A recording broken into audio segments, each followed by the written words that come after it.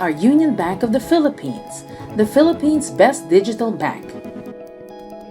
In the recent Bank Quality Consumer Survey on retail banks last April, we were ranked number 2 of the most helpful banks in Asia Pacific during the COVID-19 crisis and is the only Philippine bank in the top 20 list.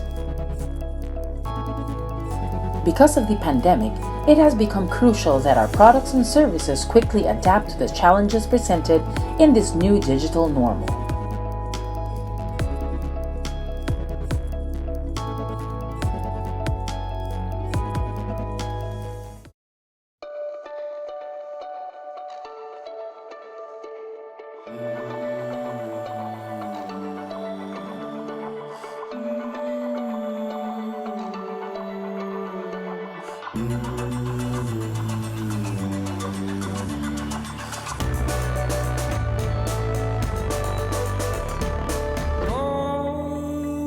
To pose, now shush.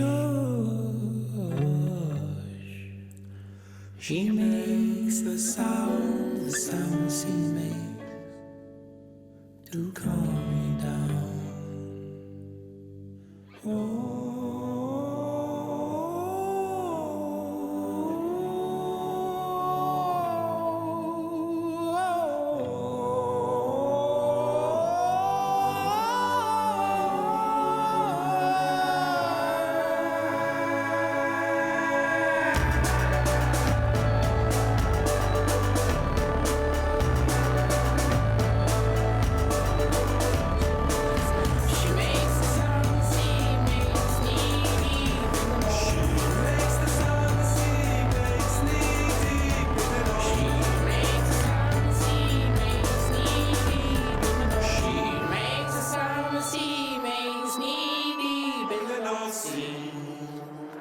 Pasig would like to thank its partners, our co-presenter, Union Bank and the UBP Accelerator Program. Our organization partners, ISEC, the Ateneo Chemistry Society, Climate Change Commission Philippines, CLOOP, Greenpeace, ICLAY, Make Sense, Cyrocycling, and WeTech. Our thought leadership partners, Atma Prema Wellbeing Group, Pixera Global, SAKAY, and the World Wildlife Fund. Our media partners, A Dose of Intensity, Business World, Manila Bulletin, Rappler, Sustaina Rumble, The Philippine Star, OneInManila.com, and Rank Magazine. Good morning, everyone, and welcome to Day 2 of our Climathon Pasig Week. In 3 days, we'll be finding out which idea or solution will be selected to be piloted in Pasig City. But regardless of who wins, we would like to thank all the participants who joined us this year. In fact, we have a total of 10 teams. And we appreciate all your support because we need all the help that we can get in mitigating climate change. And this isn't the end of the road. As you know, as you put your ideas out there, the more support we can get. So for this morning, for Day 2 of our Climathon Week, we have 3 sets of talks that will help us deep dive into urban mobility and waste management, which are at the core of our 2 design challenges this year, or 2 out of the 3 design challenges for this year. We will also be showcasing the video pitches of our remaining teams who chose these design challenges, and I'm very, very excited about that. So let's get right into it. One of the frustrating problems we faced pre-pandemic is traffic and commuting. But how is the transportation system operating during the pandemic, and how can we improve it in the new normal? It's not just about finding the fastest route from point A to point B, but it's about offering accessibility to everyone while reducing the impact of our transportation requirements to the environment. Here to give us an insight on improving urban mobility is Kenneth Yu, co-founder and business development for SAKAY.PH. SAKAY.PH is an app providing the most extensive and accurate directions for commuters in Metro Manila and other cities here in the Philippines. So, take it away, Kenneth.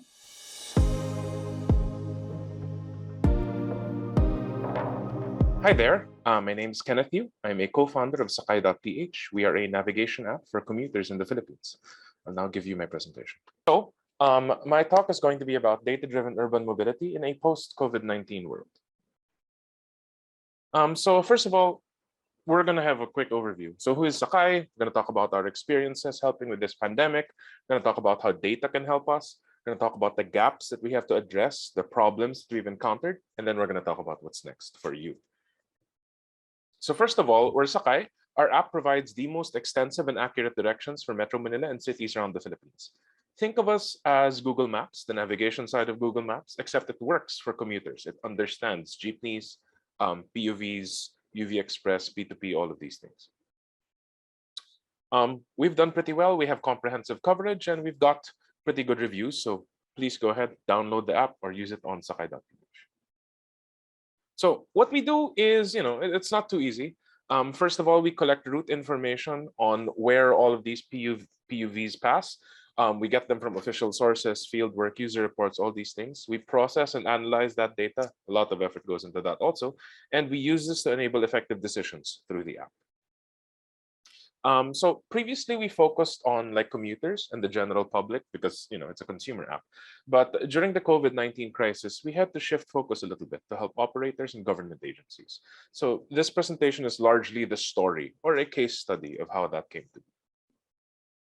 So this is our experience in responding to pandemic.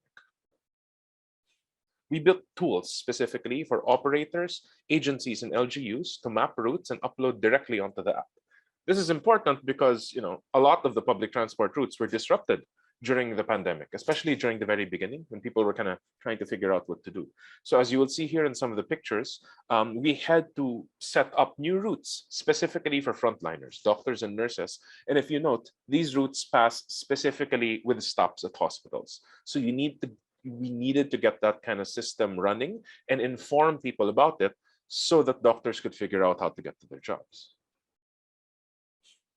Now, we had a lot of work with the DILG, the DOTR, the LTFRB, but I'm going to use a case study that we did with Pasig Transport, because of course, this is a Pasig Climathon. So on the day that this was announced that we were working with them, that we had Pasig shuttle GPSs on Sakay, there were more than 10,000 users on the app just from that morning announcement. We collected feedback from these passengers and app users, and we identified long queuing and congested stops to help Pasig. And we also identified non-compliance of vehicles on route. So I'll show a little bit of that. So this is the interface that we came up with for tracking the GPS. We're showing here what time vehicles arrived at their designated stops, how long they waited for their passengers or the dwell time, and what roads or turns did they take. We also have examples of kind of errors or deviations that we were observing. For example, there were vehicles that passed by the stop but did not wait to pick up passengers, right? So dwell time was 0. Something's going on there. There were also some vehicles that skipped 2 stops altogether and took an alternate path. Now, I should stop here and explain that this doesn't necessarily mean that there's something wrong with the driver or with the vehicle or even with the planning.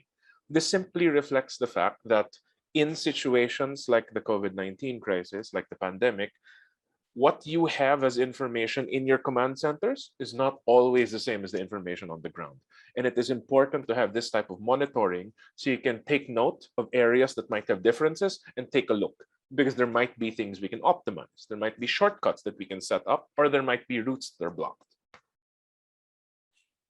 And all in all, what happened here was we were able to improve the quality of service. We helped Pasig City decide where to add vehicles and how to lower the headway so that the waiting time at these stops went down significantly. So we have very obvious concrete improvements in the real world just from setting up a data-based monitoring system. So that's quite cool. Now, moving forward, we also use this technology to help the EDSA busway. We also use it to help the LTFRB with their service contracting project for PUVs. And we're looking to do more LGU deployments with cities who are interested in optimizing, improving, and future-proofing their city transport systems. Now, let me take a step up and talk to you about why we think this is an example of how data is a critical and invaluable tool in deciding the future of sustainable mobile transport. First of all, it is important because it allows us to make data-driven decisions, right? There's a lot of people who talk about how they make decisions well with their gut. That's cool, that's fast. But making decisions with your gut, it's not going to last forever, right? You're only working with a small picture. What you want is to make decisions based on this. Very big, messy Excel file. There's a lot of data there. It's weird to take a look at, but ultimately, this is the type of information that you want to be making decisions based on. You don't want to just be guessing.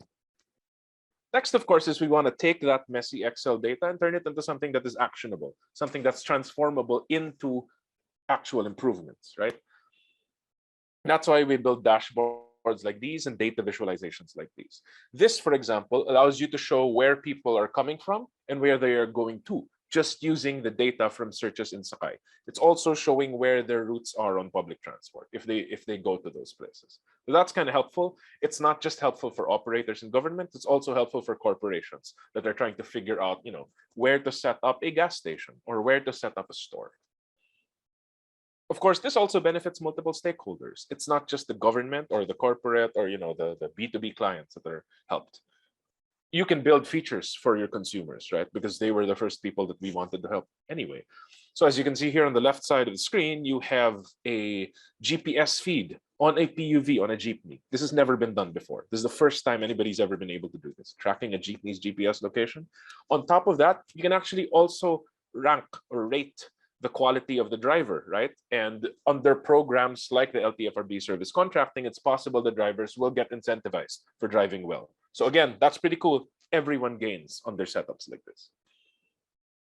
And finally, as a side thing, it also serves as a platform for other applications. So aside from just informing people, you can do cool stuff like ads. People in the Philippines navigate by saying, "Lipo ka dun sa 7-Eleven." Our app can do that now too, right? And it shows you not only do you navigate by the 7-Eleven, not only do you turn left when you see it, you can also walk into the 7-Eleven and get a discount on a drink or something like that. Again, that's pretty cool, and that helps everyone. And now one more step up. The reality is that our world has always been unstable. Things have been messy from a long time ago. COVID added to that, right? And this type of world needs responsive infrastructure and policy to bridge the gap because there's so many gaps to bridge. Some general notes. First, it's very clear from our experience with COVID that public transport and mobility is vital to all the other industries. If you don't have a PUV network, a jeepney, a train, a walking network to get from place to place, everything is going to stop. You can't just do everything online. Further, COVID demonstrated the vulnerability of these systems to shock. We have all of these absolutely heartbreaking stories on the news about jeepney drivers who are, they don't have jobs anymore, right? They're asking for ayuda, for financial support because they can't drive. Clearly, their important transport networks are super important, but they're also vulnerable. And we think one way to improve this is with proper monitoring. So if you're able to understand where these jeepneys pass, who they are, how they act, you can reduce shocks and respond to shocks. You can say, okay, let's use these different routes instead. Let's reallocate, let's fix it. Instead of just saying, okay, there's a lot of I don't know what policy to set up. You can make data-driven decisions if you're monitoring properly. And of course, you can use this data to improve system performance overall. Once this pandemic is finally over, there will still be a point to monitoring because you can improve stuff that was just there to be fixed to begin with. And we strongly believe that a proper transport monitoring system enables transport sustainability and responsiveness. We believe it is the only way to set up for a proper future in this industry. Because without the data, you're just going to be flying blind forever, and that's not sustainable. One thing that we note, though, is software alone is not enough, especially outside Pasig. I will note that a lot of these examples of problems that we encountered actually happened outside the context of Pasig because Pasig Transport has excellent data, right? So we noticed a lot of inconsistencies in data quality and data policy. What does that mean? We have these kind of funny errors. We call them funny, we laugh at them, but they completely wreck the work that we are trying to do. So for example, people entering O's instead of zeros or zeros instead of O's, right? Instead of writing 0917, they write 0917. And there's no way you can call that number on a cell phone. The system will be completely confused. There's some people we've seen that registered on a form 5 times with mistaken data, a little bit of a difference in the driver's license number or whatever. If you're a person reading that, you kind of laugh, you fix it, and you move on. But if you're dealing with thousands of records and you put that into a machine, the machine's just going to get confused. So it is very difficult to be working with those types of inconsistencies. And more importantly, who is responsible for this data anyway? That's a question we've asked ourselves a lot. And we've found that there tends to be a lack of personnel and empowerment in this industry when it comes to data. We can build as many cool features as we can. None of it is ever going to matter if there's no one who's assigned to take a look at it and think about it. So for data and mobile transport, you do need assigned offices and policies to keep things moving. Finally, there's a bit of a nerdy little bit of annoyance.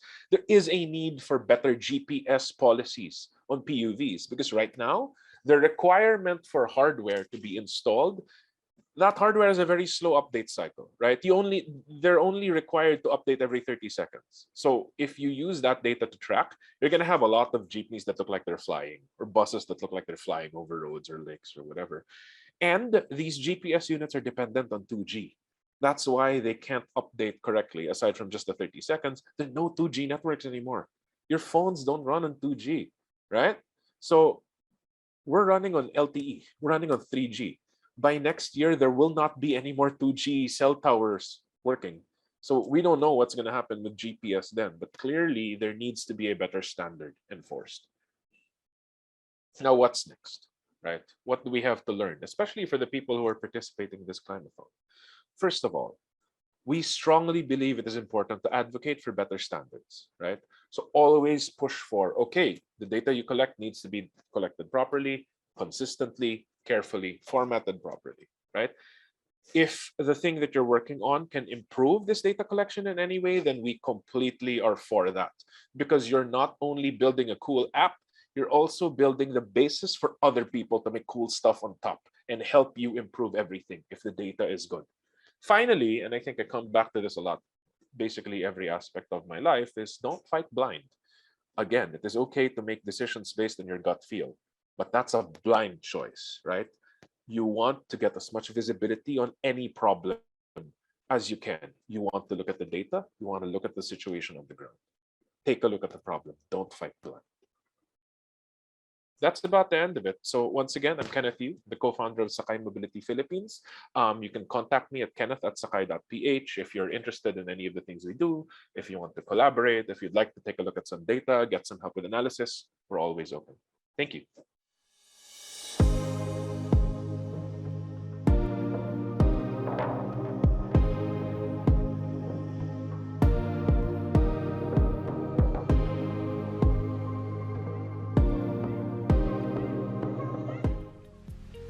Good day! We are Team HORTONS, here to introduce our solution, Kalakbay. First, we want you all to meet Chloe the commuter. Chloe is a Pasigueño cyclist, one of the 88% of Metro Manila residents who don't own a car, but nevertheless traverse through congested roads that were designed for car owners. While Pasig has gotten a good head start in setting up bike infrastructure around the city, there is still work to be done. We need more Chloes on the road, and more importantly, we need more roads that are safe and fit for people like Chloe. In order to make transport truly inclusive, safe, and sustainable, we have to understand how Chloe moves, where she goes, where she parks her bike, and design infrastructure according to her needs. We also have to give her a voice to allow her to participate as a Pasigueño by providing her a platform where her feedback can be actionable. To address the pressing need for more sustainable transportation, we introduced Kalakbay, a dynamic data collecting map app centered on cyclist and pedestrian feedback. Kalakbay was made with user feedback at the center, in which users can help other users find their best way around. In the spirit of co-creation, users are able to do 3 key features: add new infrastructure on the map, request for new infrastructure, or report infrastructure issues.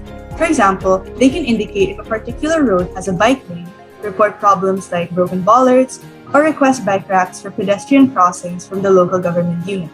All users will be able to see these inputs, which will help them travel more safely. The data and feedback collected from Kalakbay have very powerful potential and could be seamlessly integrated with the city's existing information system through Pasig Pass. This data would primarily involve the routes most traveled by commuters, infrastructure prone to damage on the road, and high-volume establishments where commuters can express their demand for infrastructure such as bike parking, bike repair stations, or at-grade pedestrian crossings. The LGU can then use this data and feedback to drive decisions and craft policies that will improve the city's existing transport projects. To sustain our operations, we have identified possible key sources of revenue. We plan to have financial coordination with the Pasig LGU, as well as apply for grant funding in the early stages. Later on, we also plan to have different streams based on partnerships with private bike-friendly establishments and even a rewards program system. Through partnerships with these key players, we can strengthen our synergies between public and private sectors to work towards a more mobile Pasig. By empowering Pasigueños to actively participate and co-create vital data, we hope that with Kalakbay, we eventually build a transport system in Pasig that is low carbon, people-oriented, and designed sustainably dahil sama-sama tayo sa lakbay.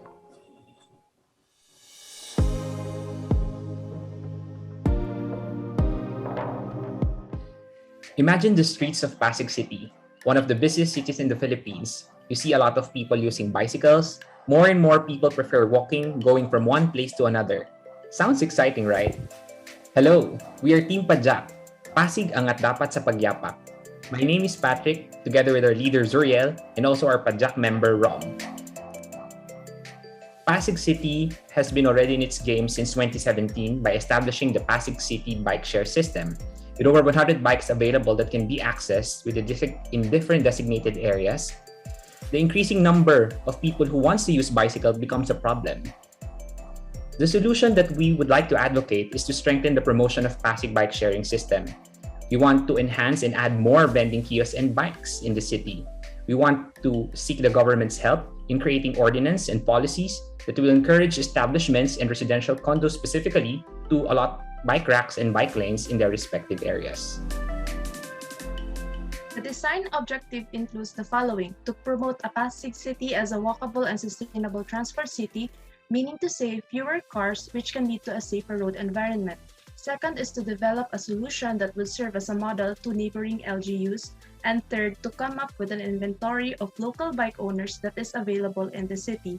Our target markets are the business owners, community, LGU, students, and researchers as a tool for information and means of promoting a healthy environment. For our case study, as retrieved from the best practices like in Copenhagen, Denmark, we will try to emulate what they have done, especially in uplifting and influencing the use of bikes or a quality pedestrian transportation. On a positive note, Pasig City has already provided designated bike lanes, mostly located in central business districts with defensive architecture, paved, painted roads, and for short-distance transportation. While in Copenhagen, they provided safe and simple infrastructure in the vicinities of their bike-friendly streets. Also, narrowed roads and planted boxes to calm traffic flow by design. We hope with this recommendation and proposition, we will increase the number of bike users, indulge with healthy lifestyle, promote safety, avoid carbon emissions, and advocate into moving people, not just cars. We know that there is a lot to do and solve, but if we start now, we are gearing up for a more healthy future, cityscapes, landscapes, and to a more transportation efficient city. Thank you and good day.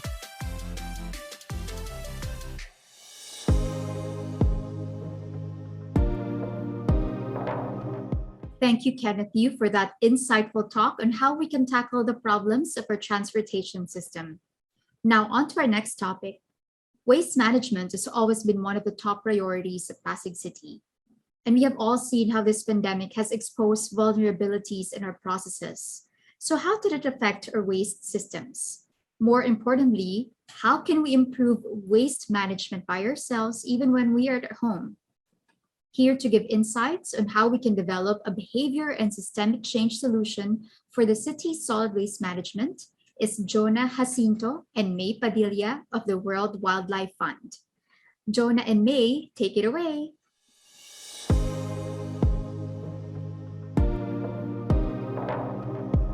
Hi, so I'm Jonna. I'm from WWF Philippines Education for Sustainable Development. And today, I'll be talking about waste management. And together with me is Maye Padilla, who will also be sharing other information about waste management after me. Okay, so let me just share my screen first. So again, we will be talking about waste management today. And first, I would like to introduce sino ba ang WWF or ano ba ang WWF. So WWF means Worldwide Fund for Nature Philippines. Okay, so WWF is an international conservation organization. So we are actually present in almost 100 countries with 6 million supporters and 6,000 staff worldwide. And we are founded in 1961. So dito sa Pilipinas, we are here since 1990, since 1997. So again, we also have an office here sa Philippines. It's located in Mindanao Avenue, Quezon City. And the projects are all throughout the country. So meron tayo sa Luzon, sa Visayas, sa Mindanao, focusing on different focus areas, which is under this 4 topics. So una dyan is yung wildlife conservation. We also have projects about food security, water management, and of course, the climate adaptation. But then, what we really do is, of course, first is we conserve the biodiversity and we reduce the human footprint, yung mga bakas na iniiwan ng mga tao dito sa ating mundo. Okay. Again, when we say worldwide, WWF, it means Worldwide Fund for Nature. And para hindi natin makalimutan kung ano yung ibig sabihin nito, tinuturo namin yung official signed language ng WWF. So, ito ay nagsisimula sa dalawang W. So dahil world, bilog ang mundo, world, and then wide fund for nature. Okay, so ulitin nga natin, world, wide fund for nature. And kapag naririnig naman natin yung salitang nature or kalikasan, ang una nating nasasabi ay yung mga puno, yung mga tanawin, yung mga tubig, mga halaman, hayop, pero hindi natin usually nasasabi na pati tayong mga tao ay parte rin ng kalikasan. So, wag nating kakalimutan na tayo ring mga tao ay parte ng nature. Wag nating ihihiwalay sa usapin ng kalikasan ang mga tao. Okay? Pero, kung nakikita natin kanina, 'di ba, ang ganda ng ating kalikasan, ang ganda ng ating environment, pero yung mga simpleng basura, kumbaga, or yung mga simpleng bagay na ganyan na itinatapon natin ng hindi maayos, ay maaaring magbigay ng impact sa ating kalikasan. Diba? So, yaang mga basurang yan, hindi naman yan tumutubo sa tubig or sa kung saan natin nakikita yan, di ba?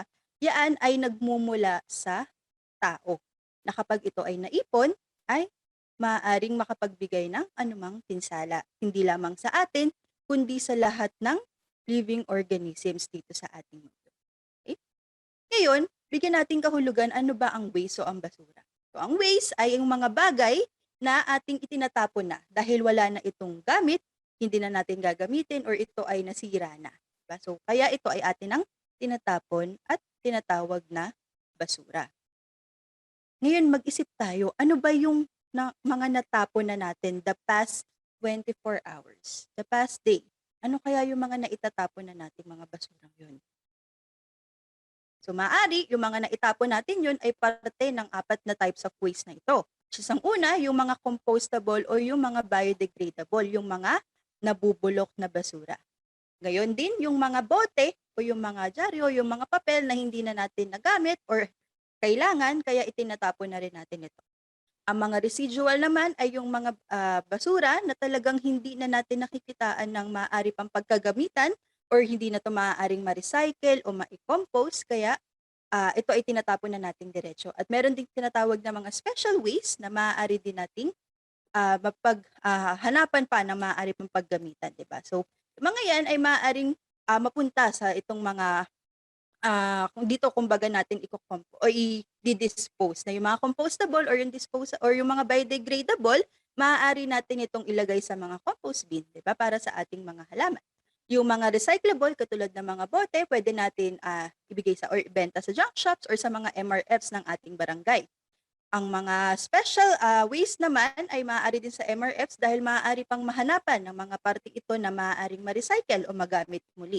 At doon napupunta naman tayo sa usapin ng residual waste, which is napupunta lang lahat sa landfill. Diba? Sa landfill. Kapag ito ay kinolekta na ng mga truck ng basura, ito ay makakarating na sa landfill. Pero ano ba yung nangyayari? Or ano ba ang nakikita or napupunta, paano ito napupunta na or ano nangyayari sa kanila pag nasa landfill na.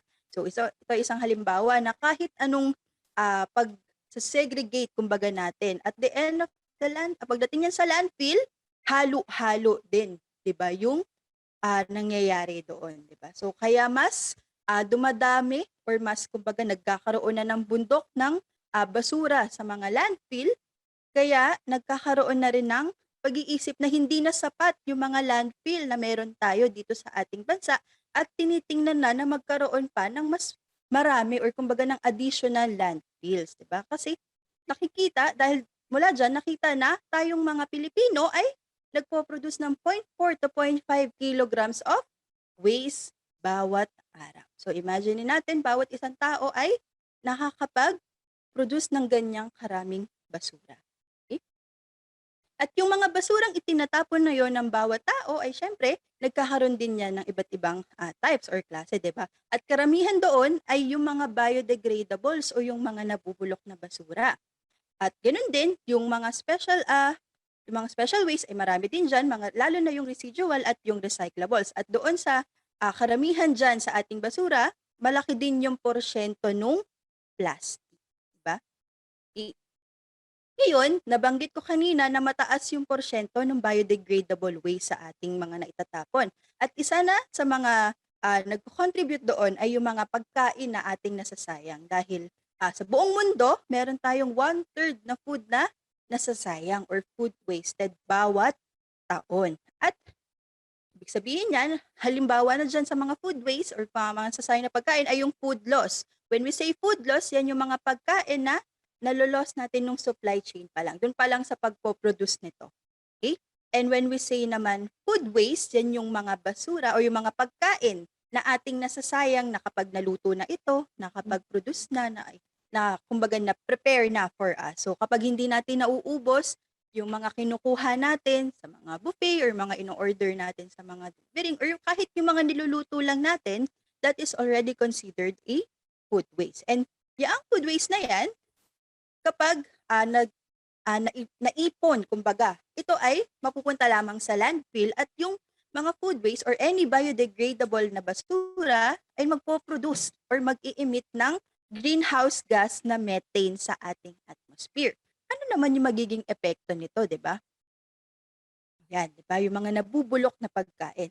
Ano ang magiging epekto niyan? Dahil on a natural greenhouse effect, yung araw, nagbibigay ito ng init at liwanag sa ating mundo. Diba? And eventually, yung init na yon lumalabas din sa mundo. Dahil yung nakapalibot na atmosphere, yung parang kumot, yan yung nagsisilbing, nakakatulong, kumbaga, para makapag-maintain ng maayos na weather or climate ng ating mundo. Pero dahil nga mataas yung porsyento ng mga biodegradable waste na nagbubuga ng greenhouse gas na methane, kumakapal yung atmosphere na nakapalibot sa ating mundo na nagtatrap na nung init na pumapasok sa ating mundo. Kaya, imbis na lumabas, palabas ng ating mundo, mas umiinit na yung ating climate. Diba?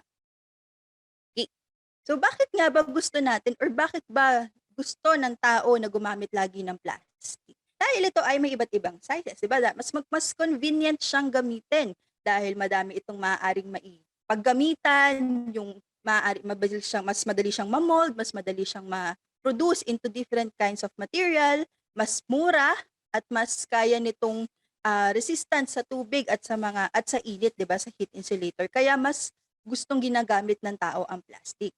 However, baka naman maaari nating bawasan, 'di ba, yung kailangan natin i-limit yung paggamit natin ng plastic, especially yung mga single-use plastics. Dahil ito ay maaaring dahil ito ay actually nagbibigay na ng plastic pollution sa atin. Kaya ang WWF Philippines ay mayroong campaign towards lessening the use of single-use plastics, which is yung Ayoko ng Plastic campaign. Diba? Bakit nga ba natin ayaw ng plastic? Para, of course, tayo ay ma-reach natin yung goal na magkapag-reduce ng mga unnecessary plastic, which is karamihan doon ay yung single use, ma-improve natin yung mga ginagamit na mas mapatibay ito para mas tumagal ang gamit natin at iwasan ang pagkalat lalo ng plastic sa ating kalikasan. Okay, dahil nga marami ng plastic na napoproduce sa ating mundo every year, di ba? As the time goes by, madami ring plastic ang napoproduce dahil mas lumalaki yung demand of use nito. At dahil din dyan, sa tuwing mayroong mga coastal cleanup or cleanups, di ba? Ang nakikita lagi na top na item na nakokolekta ay yung mga bagay na gawa sa plastic, di ba? Or plastic mismo itself. At dito din sa Pilipinas, ganun din yung nakikita agad. Okay? Yun. Pero unfortunately, kahit sabihin natin na malaki ang impact nito sa ating kalikasan, tayo ay patuloy pa rin gumagamit or gumagawa ng plastic. Nagpo-produce pa rin tayo ng iba't ibang mga plastic products.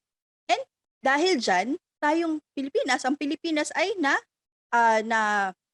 bansagan, kumbaga na third largest contributor to plastic pollution dahil tayo ay nagpo-produce or gumagamit na 164 million sachet every day, 'di ba? At bawat Pilipino or ang average Filipino uses these numbers of sachet, shopping bags, and yung mga plastic labo bags at iba pang mga klaseng plastic yearly. Okay. Hindi rin tayo, maganda rin na ating iwasan na ang paggamit ng plastic or single use dahil malaki din yung carbon footprint or yung carbon na ini-emit nito dahil maaari yung pag-produce nito, sabihin man natin hindi naman siya mabubulok, bakit siya nakaka-contribute sa climate change, 'di ba? Dahil yung production ng plastic, 'di ba? Syempre pumapasok 'yan sa mga machines or mga makinarya at yung mga ganyang klaseng industriya. So yan ay malaki rin yung nagiging contribution sa pagbuga ng carbon dioxide, which is yung isa sa mga process diyan ay yung paggawa ng plastic. Yan. At yung plastic, syempre, alam naman nating lahat na ito ay hindi nabubulok. Kumbaga, or kung nabubulok man, sobrang tagal na panahon na yung mga plastic siguro na ginamit natin nung kabataan natin ay baka hanggang ngayon kumakalat pa din sa ibang lugar, di ba? Yeah. At yung mga maliliit na plastic na yan, hindi natin alam, sinasabi na ito ay natutunaw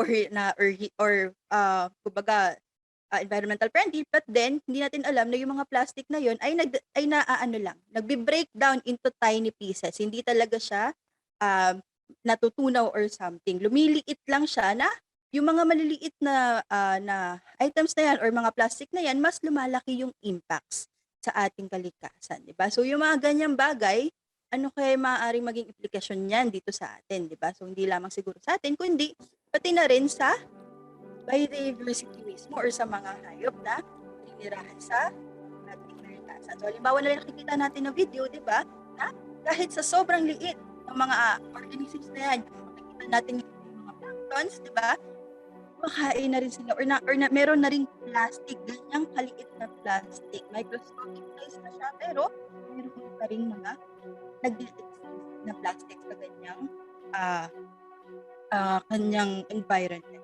So, let's all think about that. And I guess para mas mapag-usapan pa natin ang patungkol dito sa plastic, pinapasok ko na ang virtual floor to Maye Padilla. Okay? Maraming salamat, Ate Jonna.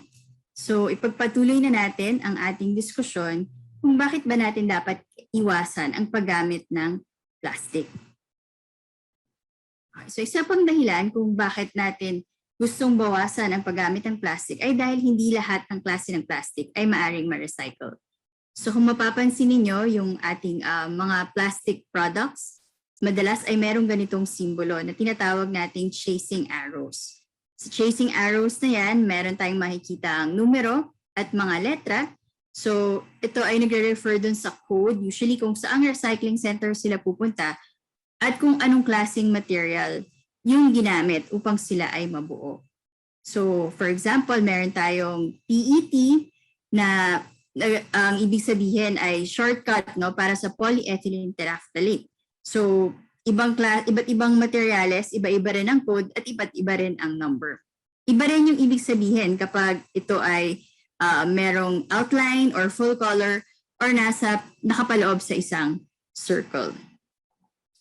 So, hindi lahat ng plastic materials ay madaling ma-recycle. Madalas yung number 1, number 2, number 5, sila yung most recyclable or maraming mga recycling facilities na maaring tumanggap sa kanila. Pero ang malungkot dito, 91% of all the plastics that have been created ever since na na-invento ang plastic ay hindi pa rin nare-recycle. 9%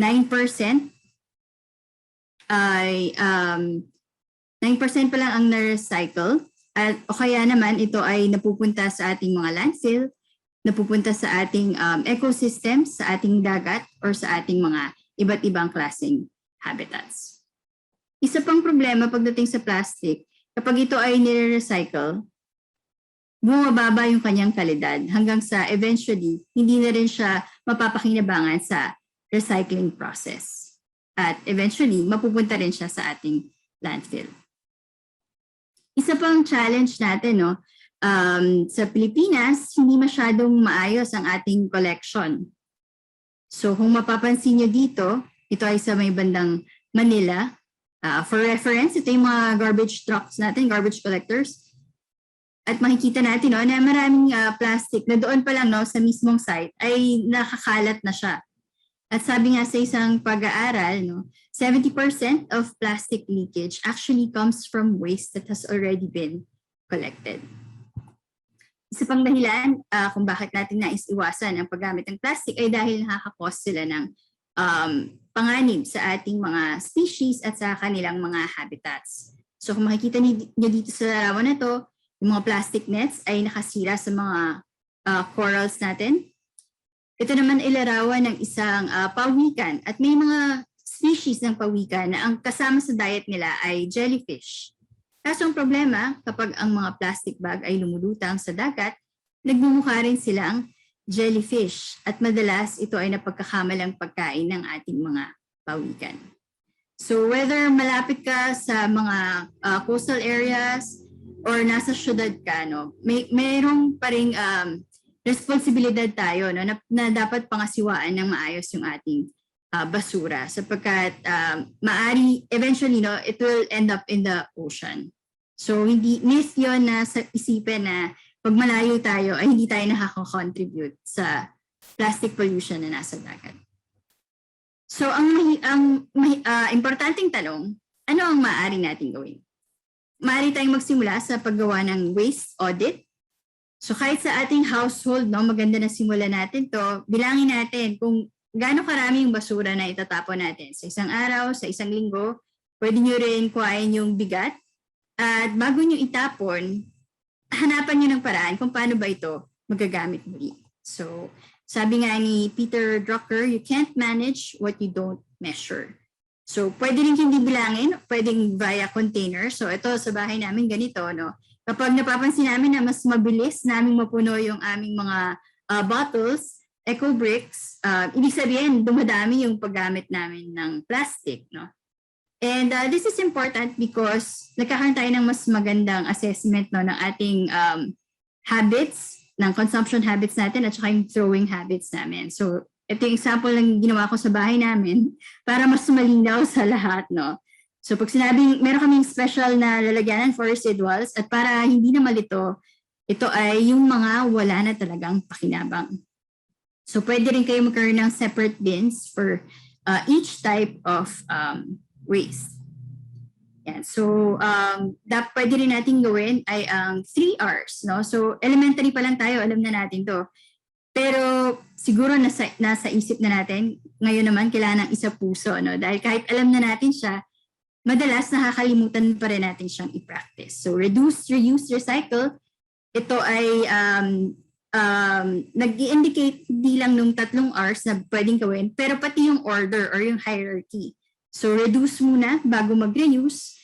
Kapag wala na talagang gamit, saka natin dalhin sa mga junk shops or sa mga MRFs para sila ay ma-recycle. So meron tayong tinatawag na hierarchy of waste management options. At nasa pinakababa nga sana ay yung mapunta sila sa landfill or gamitin sila, matreat sila for other things. So how do we practice reducing? Una, nabanggit ni Ate Jonna yung tungkol sa food waste. So kapag tayo kumakain, we get only what we can finish. And kailangan i-assess rin natin yung ating shopping habits. Gaano ba tayo kadalas bumili? Gaano karami? Yung portions natin, pwede rin nating tignan. And ilan pa ba yung stock natin? Diba? Meron tayong tinatawag na dapat first in, first out. No, kung anong unang nabili, yun din dapat yung unang gagamitin para sigurado na hindi sila masisira. So we do away with, when we do away with single-use materials, isa rin itong practice ng reducing. So instead of disposable na mga kagamitan, mag-opt tayo for reusable items. At ngayon na lagi tayong nagpapadeliver because of the pandemic, isang paraan rin is to make sure na we don't request for plastic cutlery anymore. So may mga options naman na hindi na pinapayagan tayong hindi na gumamit ng mga ito. Pero isang mas magandang paraan, no, kung hindi naman kailangan, ay wag na nating bilhin. No? So reduce din sa pag-add to cart kung hindi naman talaga kailangan yung mga bagong bagay nito. When it comes to reusing, hanapan natin ng paraan yung mga bagay. For example, yung plastic bottle natin, pwedeng gawing taniman, pwedeng gawing containers for our things, pwedeng gawing piggy bank, no? And pwede rin gawing toys para sa mga bata. So this is another example of reusing, no? So yung mga plastics naman ay shinred at ginawang stuffing for a beanbag. It was also created using used clothes, no? So dalawang items yung na-reuse natin dito. At kung medyo into homebodies kayo, no? So yung mga boxes natin ng appliances, for example, sa photo na to, yung isang mommy ay convert niya into a dollhouse for her baby. So instead of throwing things away, we find ways to use them again. For recycling naman, no, ang difference niya with reusing is that it goes through a process. So ito ay pinapakita sa ating video ngayon, no, paano na po proseso yung paper. So kung makikita nyo, marami siyang pagdadaanan na proseso at pag lumabas na yung end product, madalas hindi na natin na-identify kung ano yung mga used items, no, na ginamit para dito. Unlike when we reuse, we can still identify the original product. And so when we talk of recycling, madalas it will involve facilities and big machines, pero yung malaking part that every individual can play is to practice segregation. So yung very basic usually is biodegradable versus non-biodegradable, pero kung mas matyaga tayo, pwede nating i-classify sa biodegradable, recyclable, residual, and yung special waste nga na nabanggit rin kanina. So this will make things easier kapag dinala natin sila sa materials recovery facility at saka sa mga junk shops. Kung hindi naman sa MRF or sa junk shop, ngayon marami na rin nag-o-offer, no, ng mga collection para sa ating mga trash. At usually merong exchange, no? For example, may exchange na points which you can use to purchase other items. O kaya naman meron ding mga exchange for household goods like tissue or paper, mga ganyan. So you have to find out lang kung ano yung nagko-collect sa area ninyo para rin mas madali siyang madala, and yung iba ay they also offer pick-up. For biodegradable waste naman, magandang i-practice natin yung composting. So bukod sa nababawasan yung basura, nakaka-create pa tayo ng pataba para sa ating mga tanim. Yung WWF na meron na rin tayong isang project.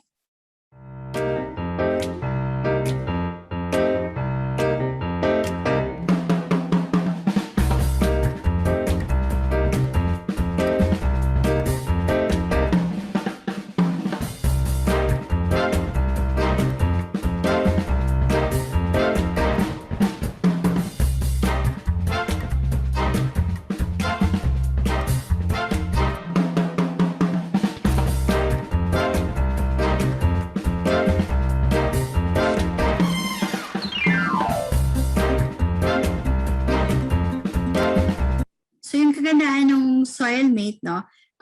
kapag wala tayong space para makagawa ng compost, sila na ang mamamroblema para doon. No? So, ang mangyayari lang ay kailangan nating mapuno yung ating compost bin, and then they will collect it and exchange it with a new one. Tapos sila nang mag-ferment nito so that it will become compost, and sila na rin yung magde-distribute sa mga community gardens kung saan mas mapapakinabangan at mas makakatulong yung mga compost na ito. Yan. So, yung usapin sa basura, yung problema natin sa basura ay napakatagal ng issue.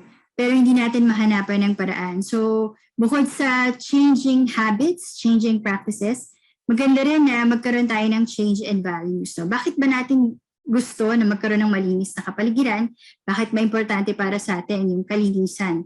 So, ano yung mga pwede natin gawin upang makatulong tayo sa pagkakaroon ng clean and healthy na environment? So, ito yung isa sa mga ako personal na pet peeve ko, no? Yung kapag sa ATM machine, no? Pag walang basura, tama ba na itapon lang sa kung saan, no? Pero yung mas nakakainis, yung meron na lang basurahan, bakit hindi pa rin natin malagay sa tamang lalagyanan? So, yung iba sinasabi, dapat kasi magkaroon ng batas. And yes, while policies are important, you have to remember that there's also self-regulation. So, it has to be a daily revolution. So, to end, I will leave you with this quote. Yesterday, I was clever, so I wanted to change the world. Today, I am wise, so I am changing myself. Maraming salamat. Sana ay samahan niyo kami because we need everybody's help. And together, it will be possible to change the ending. Thank you.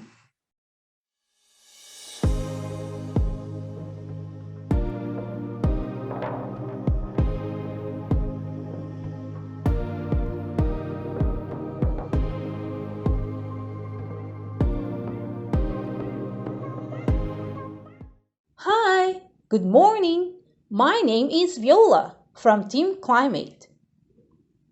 I saw a frustrated cat resting on a pile of mixed garbage in our community dumpster, as if saying, ang hirap naman kumuha ng pagkain. Next to the dumpster were 3 color-coded empty segregation bins. It could have been easier just to go to the food waste bin. Do you think we need some segregation enabler?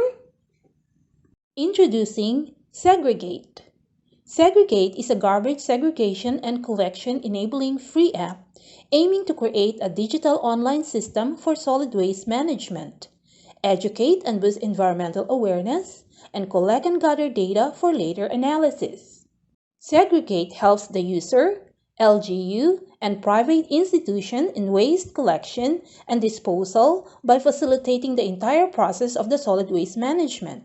It creates an environment for the people to be more involved and participative. In return, the LGU saves time, energy, and money using the app. Let's say there is an estimated 10 tons of accumulated and validated garbage for pickup. The collector or the LGU will be given alert by the app. The app has 6 main features in doing all this. 1. Alerts the user on garbage collection schedule and collector's proximity. 2.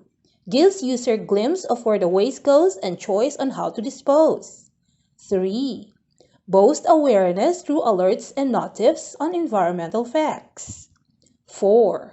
Encourages users through points with QR codes validation, points turned into rewards. 5. Provide the user a view of daily, weekly, and monthly waste consumption. 6.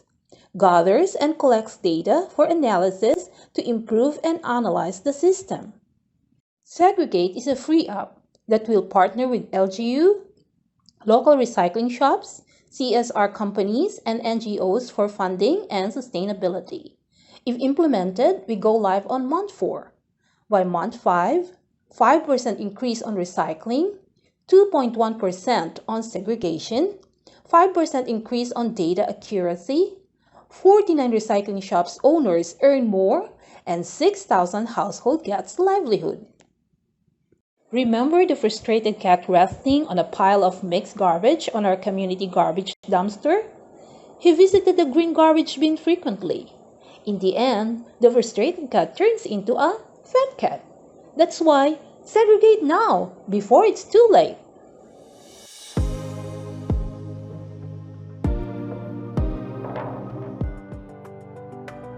We are Ecotome, a medium for joint advocacies, and this is Grab Basura, solid waste management, and more. Our idea is influenced by the Sustainable Development Goal number 11 and 12, making cities inclusive, safe, resilient, and sustainable, and by doing more and better with less. 57% of the Philippine solid waste come from our households and 27% come from commercial sectors. That is a total of 84% wastes produced.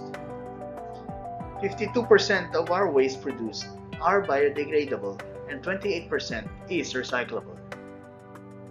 Grab Basura will innovate solid waste collection for the general public. Its domestic solid waste pickup is at your fingertips, and online garbage repurposed product selling all in one app. Utilizing the free Wi-Fi of Pasig City, we can connect our homes to our Kalakaw partners and garbage repurposing businesses.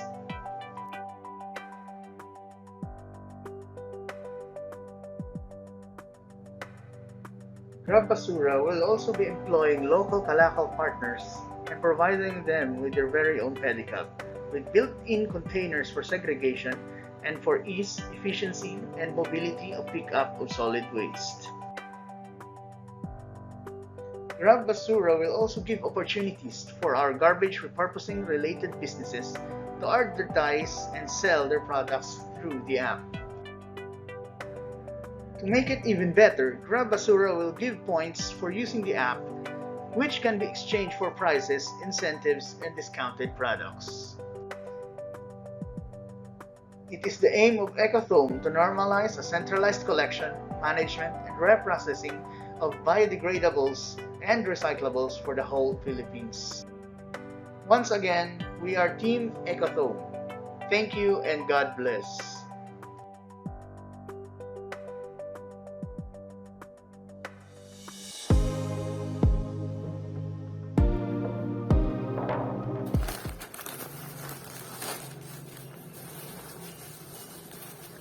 Bubble wrap? Ano yarn? Ito ay isang recyclable plastic used for cushion material for packaging para di madamage ang products natin when shipping. Saan makikita yarn? Di sa online packages natin.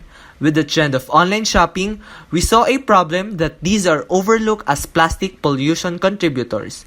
We came up that these bubble wraps can be upcycled into a yarn. True ba yarn? Last year at Shopee 12/12, 12 million items were sold in less than 30 minutes, and in Lazada 11/11, 1 million items were sold in just an hour. Sa isang package, madami ng plastic that only takes 12 minutes from hand to trash bin. Sellers also tend to overwrap their items in excessive bubble wraps. Alarmingly, Filipinos generate 12.4 kilograms of plastic packaging waste per year. At alam nyo ba, 6.43% of ocean plastics came from the Pasig River alone. With this issue in plastic pollution, introducing a yarn. Imbes na itapon, bubble wraps can be converted into a yarn na kayang makagawa ng iba't ibang bagay tulad ng mga damit, pillowcases, stuffed toys, handbags at marami pang iba. We believe that it takes one community to ignite the change to successfully solve this problem. So, paano ba yarn? Pasigueños are encouraged to keep their bubble wraps to drop-off centers located in our barangay halls. After sorting, it will be delivered in Barangay Pineda's Material Recovery Facility to be processed. This MRF has a shredding machine para ma-shred ang bubble wraps, extruder para i-melt, and one missing piece is wool extruder to turn it into a wool-like material, then it can be loomed na into a thread to produce a yarn. May good news pa yarn!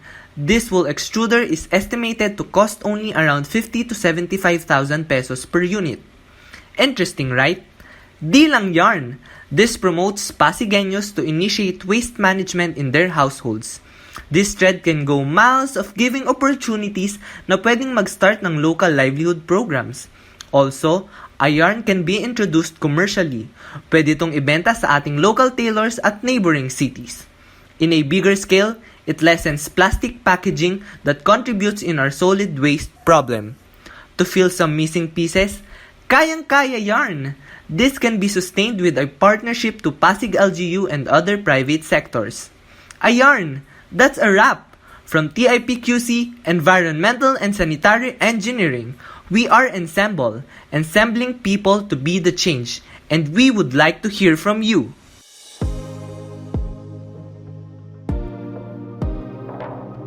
Hello to our juries. We're Annika and Ali from Team Greenergy. We all know that the Pasig River is notorious for being the world's most plastic-polluting river, which is hindering the country's economic growth, killing marine life, and worsening living conditions in the country. This is the result of the lack of efficiency, ease, and accessibility in properly managing waste. It is clear that people will remain fearful and uninspired to change until an incentive is provided.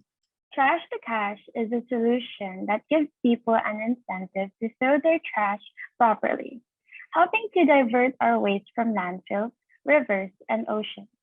Trash to Cash makes us use reverse vending machines that rewards people in exchange for their waste. These machines will be placed in areas where it's convenient and accessible for people, such as near Ayala Mall, throughout the Ortigas Business District, and other areas with high foot traffic. Let's walk you through the simple process. First, visitors in malls and public spaces can drop their hard plastic, aluminum bottles, and e-waste into the appropriate machine. After dropping their waste into the machine, there are different options to redeem a monetary refund. This can be through a direct deposit into their e-wallet account, such as GCash or PayMaya, through coupons from partner businesses, or through direct donation to a charity, providing people with an incentive to properly dispose their waste. What will happen to the waste? The collected waste can be picked up by partner businesses such as local junk shops and e-waste recyclers like Coke. This provides a stakeholder partnership opportunity for private entities as it allows some to divert their waste from landfills and oceans while also giving out coupons for people to use. To make it more convenient, holders can be placed on existing trash cans in the city so that if the reverse vending machine is too far of a walk, people can place recyclable waste on the trash holder so that those who need money the most can drop them off in the machine itself, giving citizens the opportunity to help the poor as well. Reverse vending machines aren't a breakthrough. These already exist throughout Europe and in other neighboring countries like Japan, Malaysia, Singapore, and Thailand. And it's only a matter of time for the Philippines to catch up. As young people that didn't get the chance to experience the once colorful life of the Pasig River, we could only live vicariously through our grandparents' stories. We want to see and experience the cleanliness of the Pasig River and have livable communities again. With Trash to Cash, let's influence people to become mindful and proactive citizens, fostering a collective environmental impact. Thank you.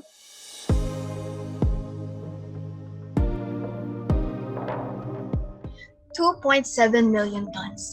That's how much plastic the Philippines generates every single year. Pasig City alone generates about 33,000 tons of plastic waste annually. The level of the city's waste generation owes to its nature as a populated city with a bustling business sector, where plastic use remains deeply ingrained in everyday functions. Malls and grocery aside, however, the pandemic has put another kind of business under the spotlight: sari-sari stores. Known for their convenience and low-cost goods, these stores have a special place in the everyday lives of many Filipinos and are one of the unsung heroes of the pandemic.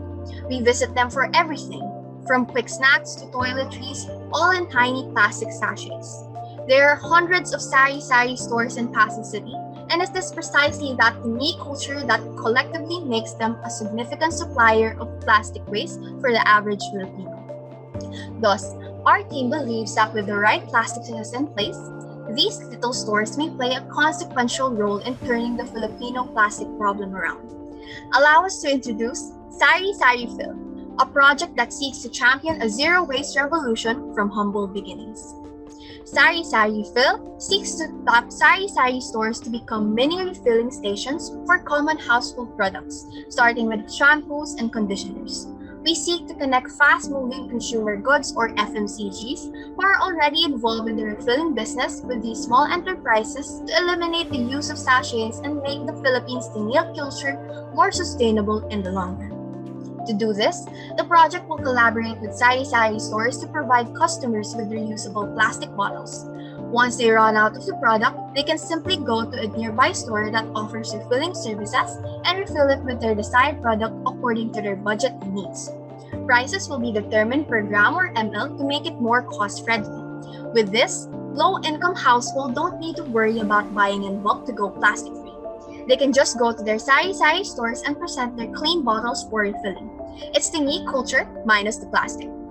To make this a reality, this project will employ the help of FMCGs, sari-sari stores, and Pasig City LGU. Companies such as Unilever will be the main source of refillable products and bottles that the sari-sari stores will carry. These stores, in turn, will provide the accessibility and convenience needed to introduce this kind of system at the grassroots level. This business model is expected to increase brand loyalty and awareness for participating companies and provide additional source of income for sari-sari stores. With the help of the Pasig City LGU, we can also reach a wider range of consumers in Pasig and help in easing some of the financial pains of shifting to a more sustainable method. On top of contributing as an additional source of income for our kababayan with sari-sari stores, this project also reduces local plastic waste while promoting budget-friendly sustainability for all. It's convenient, affordable, and eco-friendly. Join us in revolutionizing tingi culture one sachet at a time. Sari-Sari Fill, it's tingi culture minus the plastic.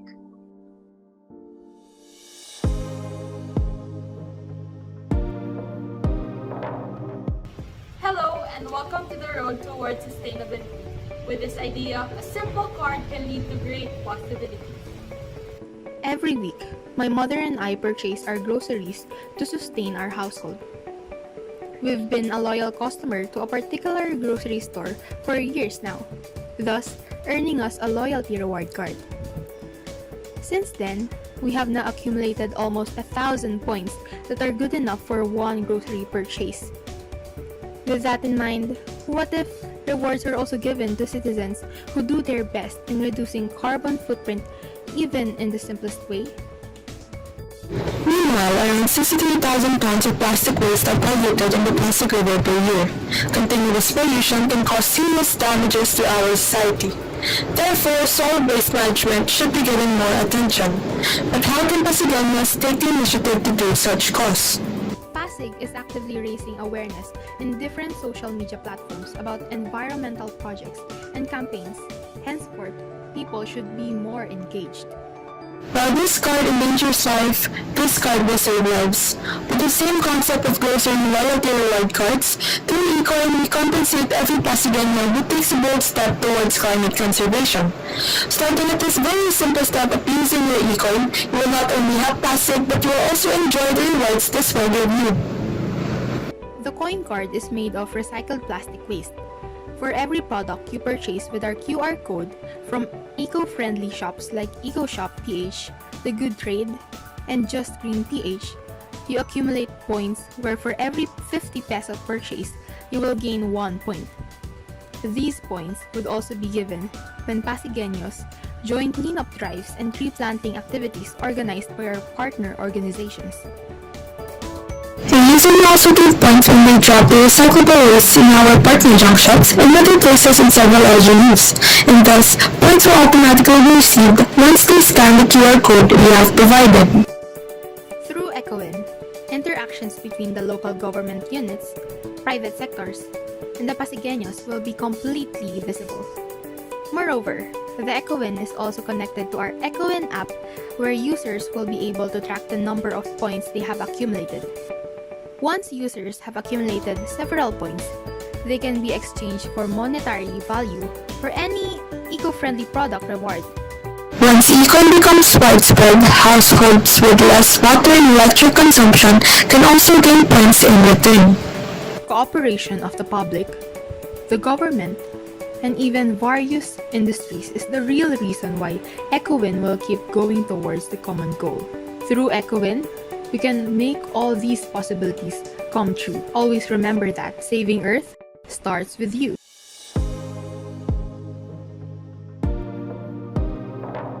Our final topic is truly eye-opening. It's no denying that our current economic state is geared towards growth in production and consumption of resources.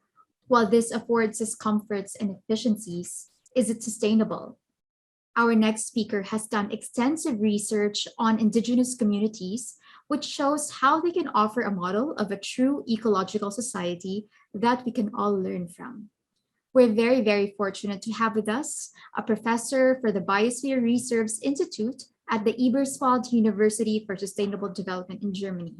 She is also a fellow of the Intergovernmental Science Policy Platform on Biodiversity and Ecosystem Services, and a research scientist at the Institute for Social Ecological Research in Frankfurt. Also, to add to that, she is also an associate of the Non-Timber Forest Products Exchange Program in Asia and a fellow of the Sustainable Use of Wild Species Assessment of the Intergovernmental Science Policy Platform on Biodiversity and Ecosystem Services. She is truly a multi-hyphenate. She has also won the Innovation Prize from the International Society of Tropical Foresters in 2018 for her work with the Tagbanwa community. Everyone, we're very, very lucky to have with us Dr. Denise Margaret Matias.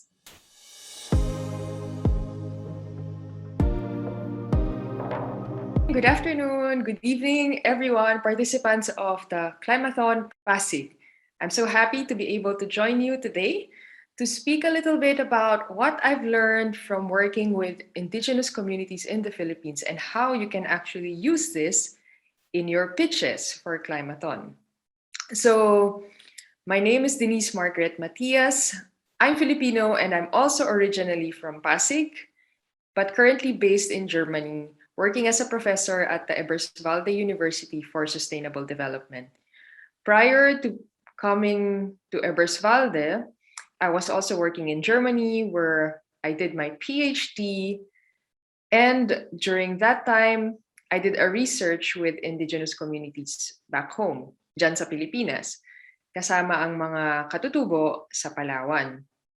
So, for quite some time now, I've been working with indigenous groups, mostly in the Philippines, and also in conjunction with the NGO Non-Timber Forest Exchange Program. So that's NTFP EP Asia, so you can try to also Google them, ntfp.org. And the project looks at how indigenous communities could conserve their community forests while still having a livelihood. So what can we learn from them that we can actually appropriate for the situation in an urban setting, such as Pasig? So I've thought of one thing, one project that we have done with the indigenous Tagbanwas in Aborlan, Palawan. So it's called rainforestation. So it's a wordplay on the word reforestation, but the difference is that in rainforestation, we use native species to plant trees or to grow a forest.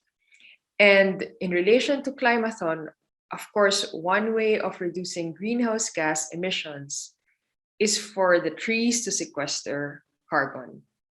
So what exactly is rainforestation?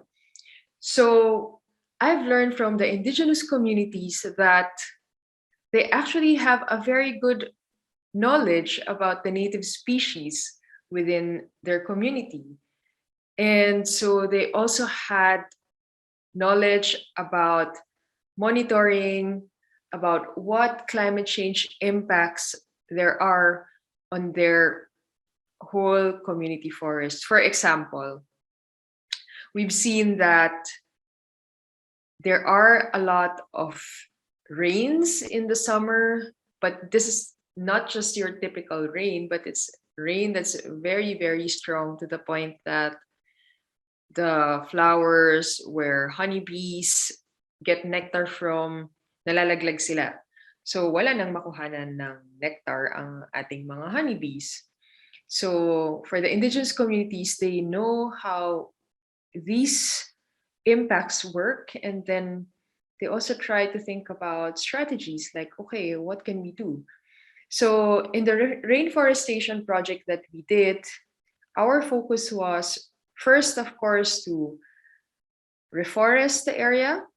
Second, to also think about how these trees could also help the community. So what happened was, first, they thought about the species that they wanted to plant.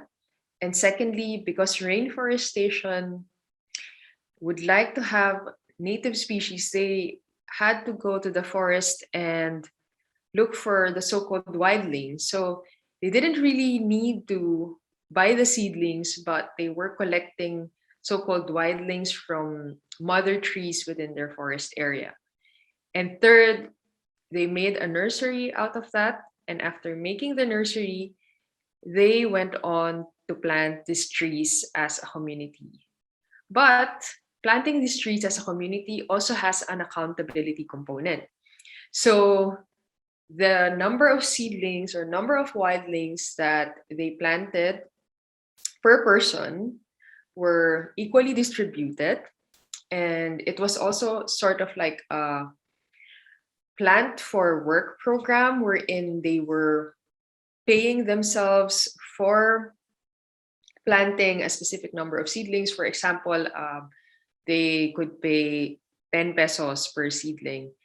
But what they did was the 50% of the payment was given by planting, and then they only give the 50%, the other 50% of payment afterwards when they were sure that the seedlings actually grew or were still alive.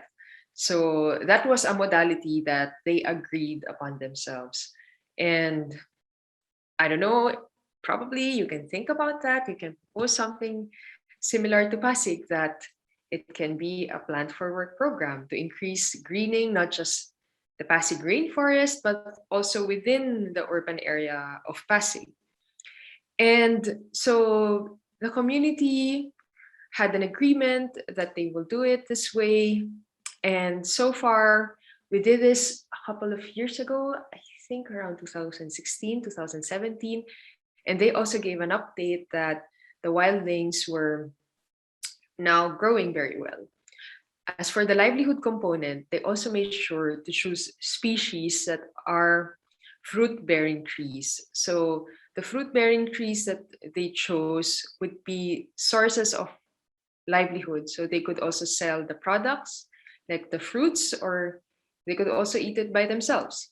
And this is something that we can also think about for food security in an urban setting. Like, how can we actually have fruit-bearing trees within the city?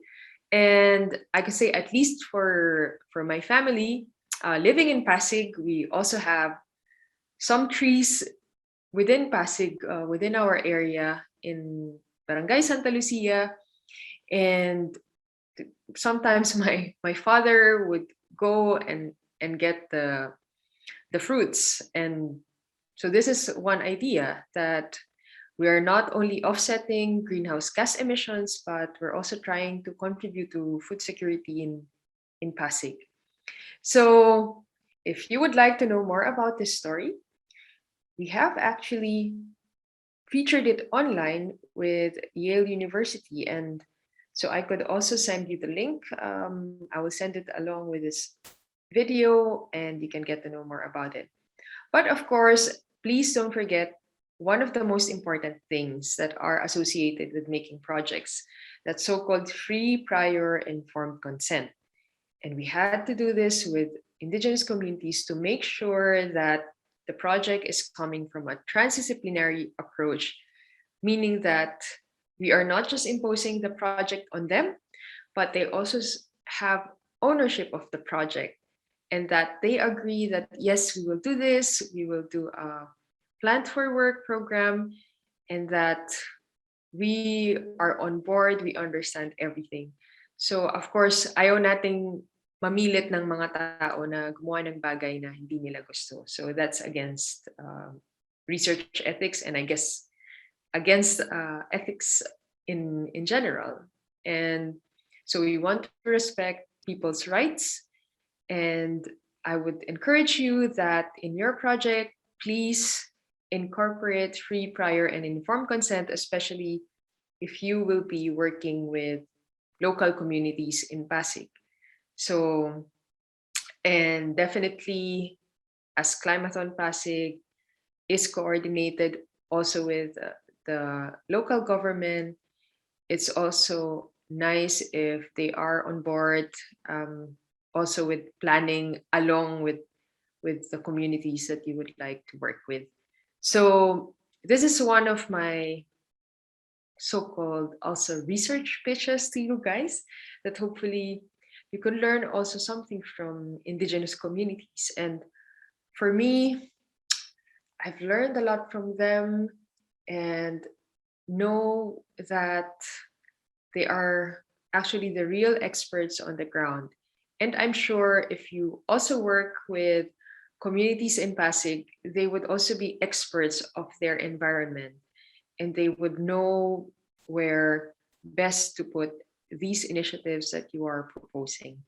So I hope that you've learned something from me today, and that if you would like to know more, as I've mentioned, so you can also contact me per email, and I would be very much happy to exchange ideas with you. Thank you. Goodbye. Thank you so much for making time for us, Dr. Denise, and we look forward to hearing more about your research in the future. So everyone, if you found that talk interesting, please share this video to your friends and spread the word about Climathon Pasig. And so that wraps up day 2 of our Global Climathon Week. Please show your support to our Climathonians by giving them a shout out in our comments section. And if you share this video, you're also sharing the video pitches that they have shared with us. Once again, this has been Trisha Esteban, your host, and we will see you again tomorrow. Bye, everyone.